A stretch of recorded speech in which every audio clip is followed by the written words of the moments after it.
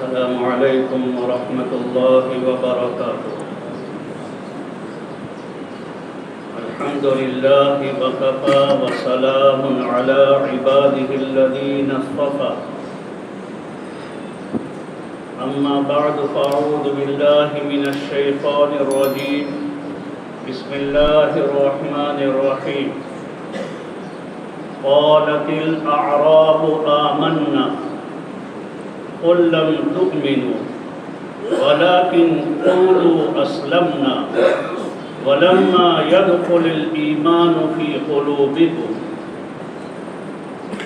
اللهم صل على محمد دهر الداهرين، اللهم صل على محمد ابد العابدين صلی اللہ علیہ وسلم۔ قابل احترام بھائیوں، عزیز نوجوانوں، ہم اس وقت میں ایک ایڈوانس زندگی گزار رہے ہیں اور ایڈوانس زمانے میں جی رہے ہیں، اور اس کا مشاہدہ بھی روزمرہ ہم کر رہے ہیں۔ ایک آدمی ہے، گاڑی میں بیٹھنے سے پہلے بلکہ وہاں تک پہنچنے سے پہلے ریموٹ سے دروازہ کھول لیتا ہے۔ ہم میں سے ہر ایک کو لمبا سفر کرنا ہو تو آدمی اپنی گاڑی کو چیک کرواتا ہے، ہوا، ڈیزل، پانی۔ سردی کا زمانہ آنے سے پہلے سویٹر اور سوٹر کا بندوبست کرتا ہے، گرمی آنے سے پہلے اے سی اور پنکھے کی سروس کرواتا ہے، بارش سے پہلے چھتری کا انتظام کرنا شروع کر دیتا ہے،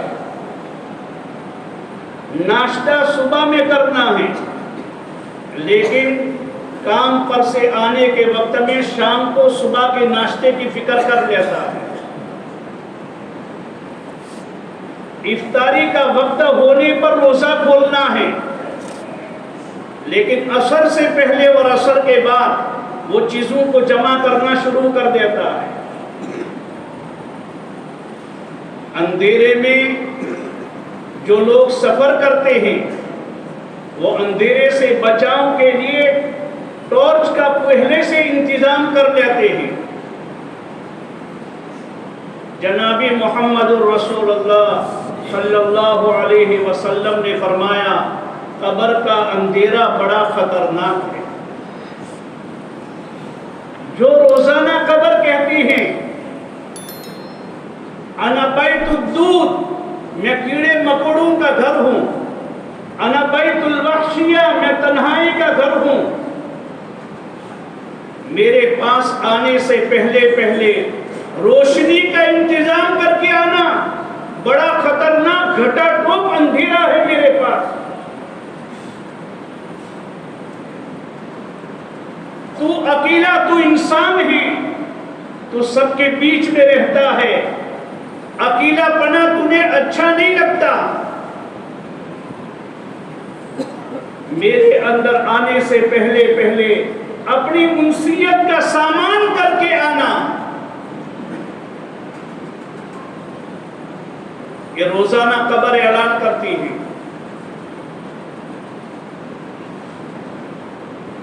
ایڈوانس زمانے میں تمام چیزیں پہلے سے تیاری، اس قبر میں جانا ہے، سال ہا سال اس میں رہنا ہے، اور یہ کوئی حبی ہوائی بات نہیں ہے، اس شخصیت نے کہی ہے جنہوں نے زندگی پر جھوٹ نہیں بولا۔ یہ کوئی اخباری بات نہیں، یہ کوئی ٹی وی اور ٹیلی ویژن والے کی بات نہیں، یہ میرے تمہارے جیسے جھوٹے انسان کی بات نہیں ہے۔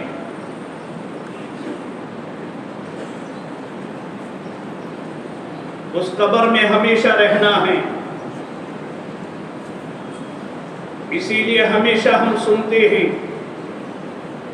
جو تیاری کر کے قبر میں جاتا ہے قبر کہتی ہے تیرا آنا مبارک، بہت اچھا کیا تو آ گیا، اب میں تیرے ساتھ میں بہت اچھا برتاؤ کروں گی، اس لیے کہ تو پوری تیاری کے ساتھ میں آیا ہے۔ اور اگر آج کے زمانے کی بات کریں، جن کے وہاں چلتا ہے کچھ لے کر آؤں گے تو کچھ لے کر جاؤں گے، یہ دنیا میں دستور چلتا ہے۔ اگر کچھ تیاری کی ہوگی تو قبر میں ویسا ہی معاملہ، اور اگر تیاری نہیں کی ہے تو وہاں پر بڑا خطرناک انجام ہے۔ جس قبر کو ہم نے سرسری سمجھا ہے، حضرت عثمان غنی ایسے ہی نہیں روتے تھے، وہ عثمان ہیں جن سے فرشتے حیا کرتے تھے، جن سے جبرائیل آنے میں شرمایا کرتے تھے، اور جن سے اللہ کے نبی ان کا اکرام کیا کرتے تھے۔ آپ پیر پھیلا کر بیٹھے ہیں، عثمان آتے تھے، آپ پیر کو سکیڑ دیتے تھے، آپ کا تہبند مبارک آگے پیچھے ہوتا تھا، جبرائیل نہیں آتا تھا جب تک وہ تہبند کو ٹھیک نہ کر۔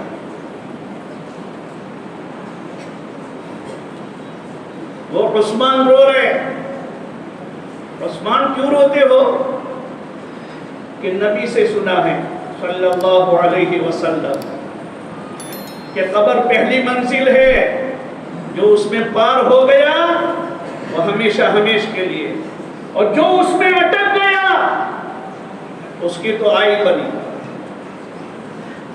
اتنا روتے تھے، اتنا روتے تھے، اتنا روتے تھے کہ داڑھی مبارک تر ہو جاتی تھی اس قبر کو یاد کرتے۔ آج کے زمانے میں قبر کا نام لیتے ہی ڈر لگتا ہے ہمیں، خواب و خیال میں بھی وہ قبر کا تذکرہ نہیں آتا، اس کا تذکرہ سننا بھی اچھا نہیں لگتا۔ ایک اللہ والے تھے، ان کا معمول تھا آنکھیں بند کر کے سوچا کرتے تھے، ملک الموت آ گئے، میری روح قبض کر رہے ہیں، میں اللہ کے پاس جا رہا ہوں، قبر کے حوالے ابھی مجھے کریں گے، قبر کا اندھیرا ہے، میرا وہاں پر کیا بنے گا۔ یہ آنکھیں بند کر کے پورا نقشہ کھینچا کرتے تھے۔ آج تو مسلمان اللہ کے گھر میں آ کر باتیں کرتا ہے، اس کو فرصت نہیں ہے دو آنکھیں بند کر کے ذرا قبر کو سوچے، میرا کیا بنے گا، میں نے اس قبر کے لیے کیا تیاری کی ہے۔ وہ قبر میرے لیے یوں کہے گی بہت اچھا کیا تو آ گیا، تیرا آنا مبارک۔ یوں کہاں جو آدمی تیاری کر کے جاتا ہے تو وہ قبر ایسی لگزریس والی اس آدمی کے لیے بن جاتی ہے کہ ایسا لگزریس والا فلیٹ اور بنگلہ اور حویلی اس نے نہیں دیکھی ہوتی۔ سچے نبی نے خبر دی ہے، سچا ایمان والا قبر میں جاتا ہے، قبر اس کے لیے کشادہ اور اتنی لمبی چوڑی، جہاں تک اس کی نظر جائے گی وہاں تک جنت کی کھڑکی کھول دی جائے گی، پھل پھول کی خوشبوئیں آتی رہے گی، زمین سے لے کر آسمان تک کا گدا جنت سے لا کر بچھایا جائے گا،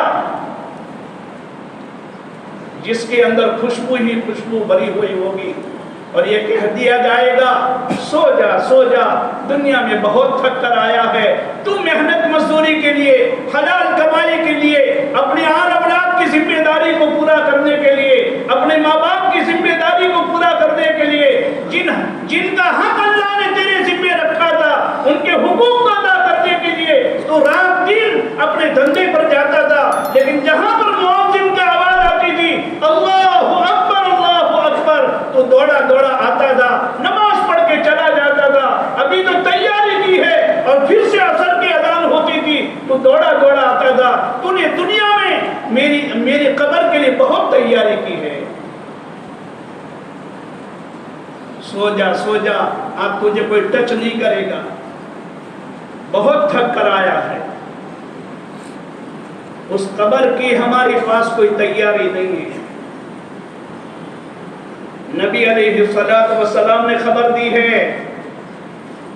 قبر میں 3 سوال ہونے ہیں، 5 آخرت میں، 3 قبر میں۔ یہ 8 کی تیاری کے لیے دنیا میں بھیجا ہے۔ سب سے پہلا سوال ہوگا من ربک، تیرا رب کون ہے؟ اسی لیے مرکز نظام الدین پر دوسرے نمبر کے جو حضرت جی گزرے ہیں وہ یوں کہا کرتے تھے من ربک، تیرا پروردگار کون ہے؟ یہ زبان سے بولنے کا نام نہیں ہے۔ ہمارا معاملہ تو وہ طوطے اور پوپٹ جیسا ہے۔ ایک اللہ کے ولی نے پوپٹ کو پالا، طوطے کو پالا، اس کو کلمہ سکھایا، لیکن ایک مرتبہ ان کی نظروں کے سامنے بلی نے آ کر پوپٹ پر حملہ کر دیا۔ وہ کلمہ جو سکھایا تھا وہ کلمہ زبان سے بھول گیا اور وہی اپنی اصلی آواز ٹیں کرنے لگا۔ وہ بزرگ رونے لگے۔ مریدوں نے کہا حضرت اس میں رونے کی کیا بات ہے؟ ایسے نہیں، اس سے بڑھیا پوپٹ اور طوطا لا کر ہم دیتے ہیں کہ میں طوطا اور پوپٹ کے مرنے پر نہیں روتا، میں تو اس بات پر روتا ہوں کہ میں نے اس کو کلمہ سکھایا تھا، موت کی بارڈر پر جیسے ہی بلی نے حملہ کیا وہ کلمے کو بھول گیا اور اپنی اصلی آواز پر آ گیا۔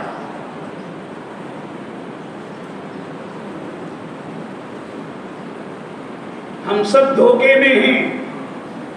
کلمہ بہت رٹا ہے، بول لیں گے، آسان نہیں ہے۔ وہ تو کلمے والی زندگی جس نے بنائی ہوگی، رب والی زندگی جس نے بنائی ہوگی، وہ اپنی زبان سے فوراً جواب دے گا میرا رب ربی اللہ، اللہ ہے۔ اسی لیے ہم نے تو بیچ میں بھی کہا تھا اور آج بھی صبح میں 5 منٹ کے مدرسے میں جو حضرات فجر پڑھتے ہوں گے، اللہ سب کو توفیق دے، پڑھنا چاہیے۔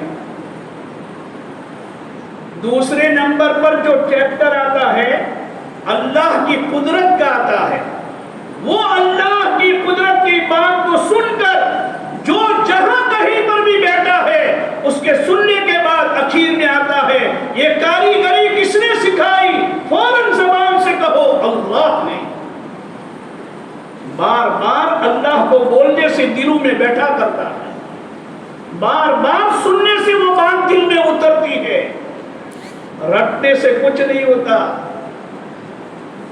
تو وہ دوسرے نمبر کے حضرت جی یہ فرمایا کرتے تھے اللہ کی پاکی، اللہ کی حمد، اللہ کی تعریف، اللہ کی قدرت، اللہ کی طاقت کو بتکلف بولو، جی چاہے نہ چاہے اپنی زبان سے بولا کرو میرے اللہ نے ہاتھ کیسا بنایا، اس کا انگوٹھا کیسا بنایا، اس کے نشان کیسے بنائے، ہر ایک کی انگلیاں، ہر ایک کے انگوٹھے کا نشان اللہ نے کیسا بنایا، میرے اللہ نے مجھے کتنا خوبصورت بنایا، میرے اللہ نے کیسا آسمان کو بغیر ستون کے بنایا، یہ بتکلف بولو، جی چاہے نہ چاہے زیادہ سے زیادہ بولو۔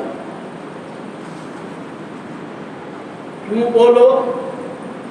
اس لیے کہ ہم نے دیکھا ہے آنکھ کچھ اور دیکھتی ہے، زبان کچھ اور بولتی ہے۔ بکری کے تھن میں سے دودھ نکالا، آنکھ کہتی ہے بکری نے دودھ دیا، زبان کہتی ہے اللہ کے خزانے سے آیا، اور بولو کہاں سے آیا؟ اللہ کے خزانے سے۔ آپ کو پوچھو تو کیوں ایسا کہتی ہے کہ بکری نے دودھ دیا، تو وہ کہتی ہے میرے پاس دلیل ہے، اس لیے کہ میں نے آنکھ سے دیکھا ہے، سنی سنائی بات نہیں ہے، میں نے آنکھ سے دیکھا ہے۔ زبان سے پوچھو تیرے پاس کیا دلیل ہے کہ تو کہتی ہے اللہ کے خزانے سے آیا، بکری نے دودھ نہیں دیا؟ زبان کہتی ہے جہاں سے دودھ آیا وہ آنچل کو، وہ تھن کو کاٹتے ہیں تو خون نکلتا ہے، دودھ نہیں نکلتا۔ اس لیے میں کہتی ہوں کہ اللہ کے خزانے سے آیا۔ ہر ایک کی دلیل ہے،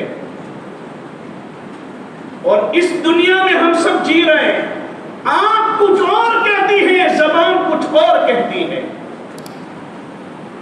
کھانا کھایا ہم نے، آنکھ کہتی ہے کھانے نے پیٹ بھرا، زبان کہتی ہے اللہ نے بھرا۔ آنکھ سے پوچھو تو کیوں ایسا کہتی ہے، تو وہ کہے گی میں نے دیکھا ہے تھالی میں اس نے ہاتھ ڈالا ہے، اس نے اٹھایا ہے اور اٹھا کر اپنے منہ کے اندر ڈالا ہے، میں نے نظروں سے دیکھا ہے اس نے کھانا کھایا ہے، کھانے نے پیٹ بھرا ہے۔ وہ زبان کہتے ہیں نہیں نہیں، کھانا پیٹ نہیں بھرتا، اللہ پیٹ بھرتے ہیں۔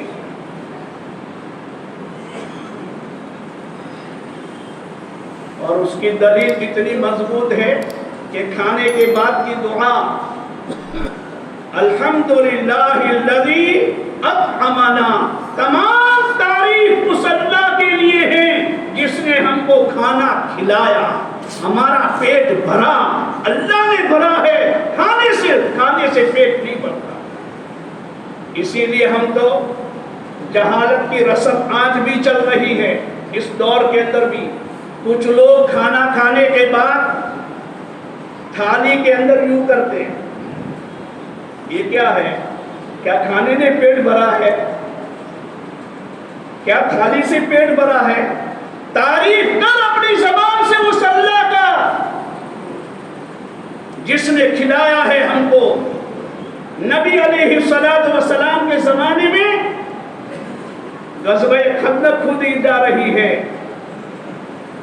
حضرت جابر آئے، نبی جی میرے گھر پر آپ کی دعوت ہے۔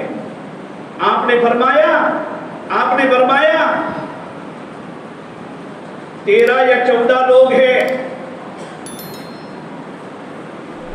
نہیں، میرے ساتھ میں تو 1400 کا مجمع ہے۔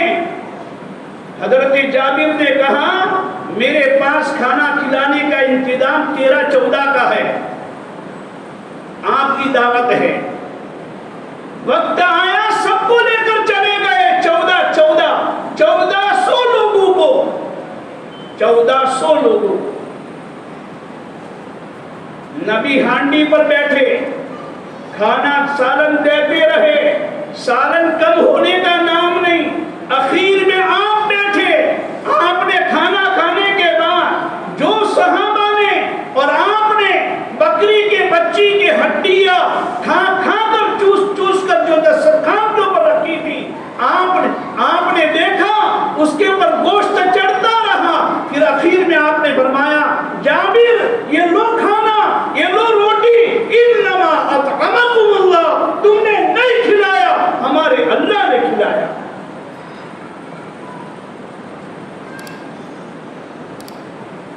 آنکھ کہتی ہے ایک آدمی بیمار ہے، دوائی لی، لکویڈ لیا، سرپ پیا، ٹھیک ہو گیا، بولتا ہے دوائی لیا اللہ نے شفا دے دی۔ آنکھ کہتی ہے اس نے گولی کھائی اس نے ٹھیک ہو گیا، زبان کہتی ہے نہیں، شفا اللہ نے دی۔ اس لیے کہ پوچھو آنکھ سے تیرے پاس کیا دلیل؟ کہ دلیل ہے میں نے گولی کھاتے ہوئے دیکھا ہے، میں نے سرپ پیتے ہوئے دیکھا ہے، میں نے لکویڈ کو پیتے ہوئے دیکھا ہے۔ زبان سے کہو تیرے پاس کیا دلیل ہے؟ کہ دیکھو ہم جس دواخانے میں ایڈمٹ تھے وہاں پر میرے بغل میں میری ہی جیسا آدمی بیمار تھا، مجھے چھٹی مل گئی اور اس کو نہیں ملی، معلوم ہوا دوا کے اندر شفا نہیں ہے، اللہ نے شفا مجھے دی اور وہ وہی کہ وہی پڑا۔ مسلمانوں، آنکھ اور زبان یہ دونوں کو ایک بنانے کے لیے دنیا میں محنت اسی کے لیے ہر مسلمان کو کہا جاتا ہے مسجدوں میں آؤ اور جو یہاں پر ہو اللہ کی بڑائی، اللہ کی تعریف، اللہ کی پاکی، اللہ کی قدرت، ان کو باہر جا کر بھی بولو، یہاں پر بھی سنو، اجتماع میں بھی جا کر سنو، انشاءاللہ سنتے سنتے بولتے بولتے زبان اور تمہاری آنکھ کا ایک معاملہ ہو جائے گا اور اس کے ایک ہونے پر کام بنے گا۔ ہم سب کو معلوم ہے دھرمپور کے اندر اجتماع ہے 16، 17، 18 اسی مہینے کی، اور آج کون سی تاریخ ہے؟ 12 تاریخ ہے ماشاءاللہ۔ بس چند دن ہیں، شادی بیاہ کے لیے وقت نکالتے ہیں، موت میت میں جانے کے لیے وقت نکالتے ہیں، رشتہ داریوں میں جانے کے لیے وقت نکالتے ہیں۔ اللہ کے دین کو جہاں پر سمجھایا جا رہا ہو، اپنی غلط زندگی سے توبہ کرنے کو جہاں پر بتلایا جا رہا ہو، اپنی اچھی زندگی گزارنے کو جہاں پر سنایا جا رہا ہو، اس کے لیے بھی ہمیں وقت نکالنا چاہیے۔ اور کتنا؟ خالی 3 دن آدمی جا سکتا ہے، کر سکتا ہے، اس دنیا کے لیے، رشتہ داریوں کو نبھانے کے لیے اور اپنے پیٹ کو بھرنے کے لیے آدمی کہاں سے کہاں کا سفر کرتا ہے، اپنے دل کو اللہ سے ملانے کے لیے اور اللہ کا تعلق پیدا کرنے کے لیے، اور قبر میں جو سب سے پہلا سوال من رب ہوگا، تیرا رب کون ہے، اس کو بار بار سننے کے لیے، بولنے کے لیے، چرچا کرنے کے لیے وہ اجتماع ہے۔ وہاں پر ہم تمام کو جانا چاہیے، پہنچنا چاہیے، ایک دوسرے کو تیار کرنا چاہیے۔ انشاءاللہ بہت لمبا چوڑا مجمع پہنچے گا، ہمیں بھی پہنچنا چاہیے۔ اللہ نے جو باتیں کہلوائی خدا عمل کی توفیق عطا فرما دے۔ وآخر دعوانا الحمدللہ رب العالمین۔